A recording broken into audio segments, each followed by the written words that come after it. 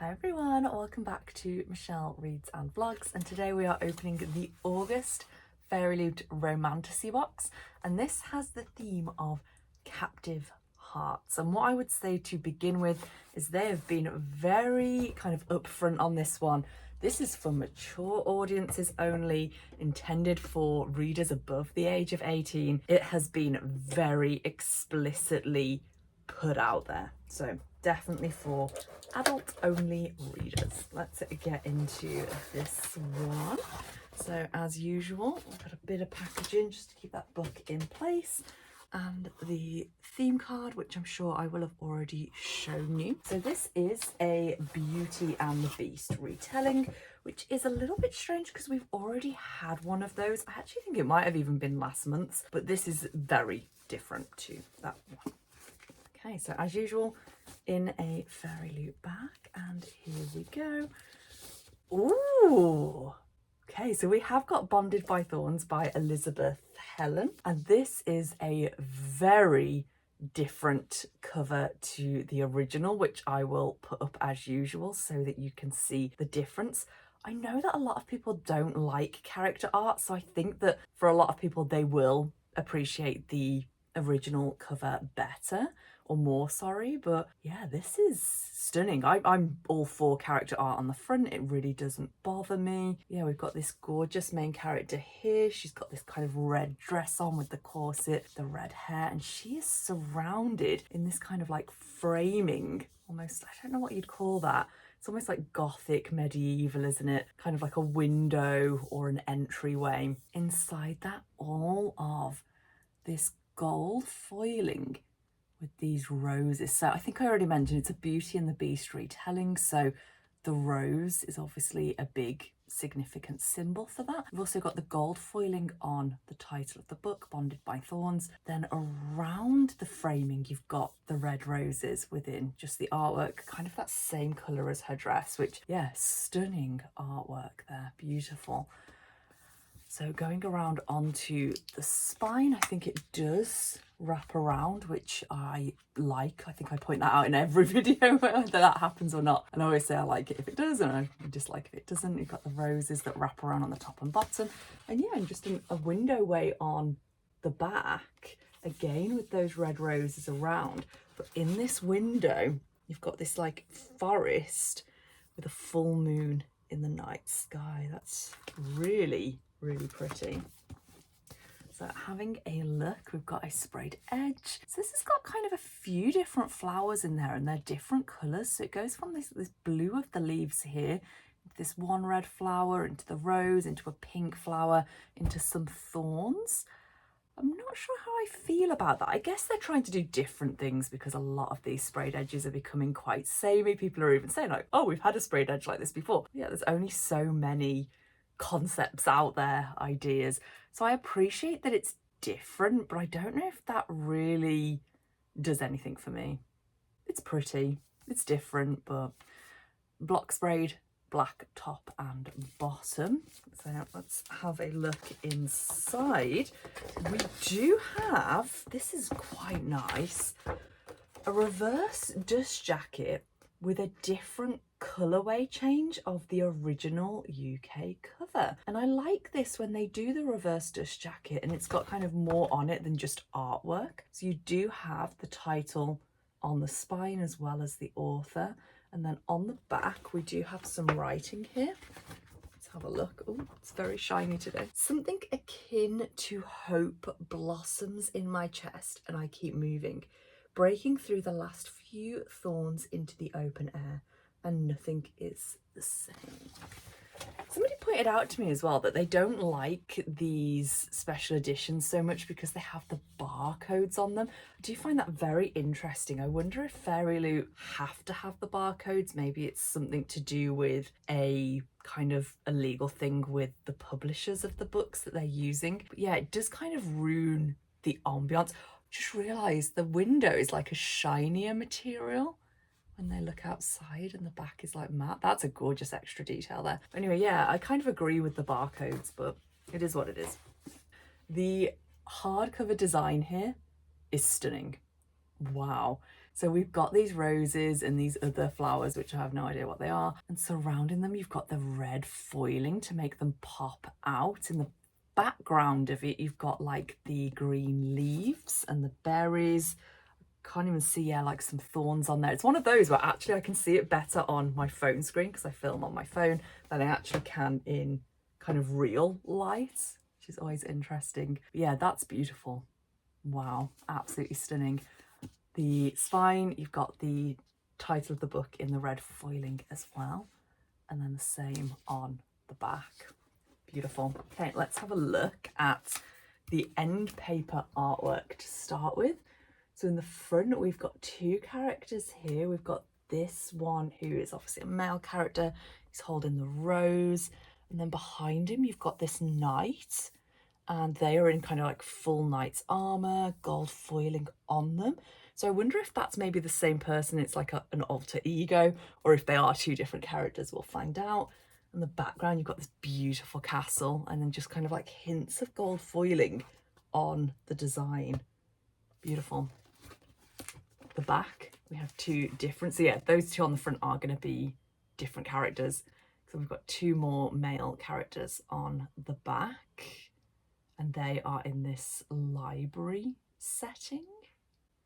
And we will find out when we look at the synopsis why there are 4 male main characters and then obviously the female main character who was on the front. We do have a pen signature, and it does say signed by the authors because Elizabeth Helen, is that the name? I keep forgetting. Elizabeth Helen is 2 authors. So yeah, signed by the authors. Always like that when that happens. And we've got my words disappeared. An author letter, bounded author letter with the signatures on the bottom, digital signatures. And then we go into the title page. So I'm just going to have a quick look if we've got any bonus content in this one. Let's have a look. I don't think we do. I don't know why I'm singing this. I don't think we've got any bonus content, but okay, let's have a look at the synopsis. Then we will talk through thoughts and feelings on this one. 4 handsome fey princes, 1 awkward bookworm, an enchanted veil, a beastly curse to break. Rosalina O'Connell lives her life in Orca Cove as quietly as she can. When her father turns up missing, Rosie goes after him and finds herself in the enchanted vale, the land of the Fae. When Rosie locates her father, she discovers that he has been imprisoned, and Rosie has no choice but to make a deal with 4 Fae princes to take his place. As Rosie begins to learn more about the 4 princes she shares a castle with, she uncovers that they have been cursed. The princes must take on the form of demonic wolves every night, and with every year that passes, more of their magic fades away. If the princes can each find their mate, they will break the curse and free their realm. Rosie is determined to help them, but ...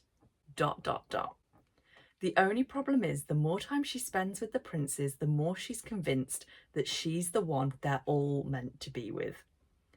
A spicy Beauty and the Beast retelling filled with enchanted fae, morally grey characters, a sinfully hot villain, and a princess who has found her Prince Charming.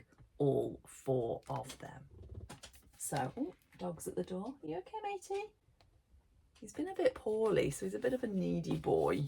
I hope he's okay. Maybe it's just kind of one of those 24, 48 hour stomach bugs and he'll be okay, but anyway, so thoughts on this one. Oh, should we do artists first? Let's do thoughts first, then we'll go into artists. So yeah, I absolutely love this edition of the book. As I say, I think the sprayed edge for me is a bit meh, but everything is seamless and beautiful in terms of all of the artwork, the colours, the designing, the foiling. I think it's a stunning book. And I've said this before, I think I'm going to cancel this Romantasy subscription, which is such a shame because they are the most beautiful editions, but obviously you've got to enjoy reading them. And I did have this one on my radar, so I thought I'll get this one and then see what's coming next. So I might try and just skip a few. I'll see what skips I've got, and then if still none take my fancy, cancel the subscription. There are so many subscriptions at the moment, and services like Fairyloot, Illumicrate, even the Lot Library, they're coming out with more. The Lot Library have just announced a new Romantasy subscription, and it's almost overwhelming. We're overwhelmed now with subscription services, so it's that point where you can't get them all, or I can't get them all because I'm not rich. You might have more money than me, you might get them all. But yeah, it's going to be a choice. Anyway, so love the book here. I do like the storyline. I think the way it has fit into this idea of a Beauty and the Beast retelling, we can really see that through the whole synopsis. I did just read the last Romantasy, which was a Beauty and the Beast retelling, which was... I can picture the book, I remember the whole synopsis, and I can't remember the name of it. I'm gonna have to have a quick look. What was it? One moment, please, whilst we have a look at this. July, where are you? Oh, here we go. Monstrous Secrets was the theme. And it was the Wren in the Holly Library. So I was reading the Wren in the Holly Library, and one of my main things, kind of thoughts as I was reading, was where is the Beauty and the Beast retelling here? Other than the fact that it's a library, and at one point she has to stay there without leaving, but it's only for a very small section of the book, and she can leave as long as it's with him.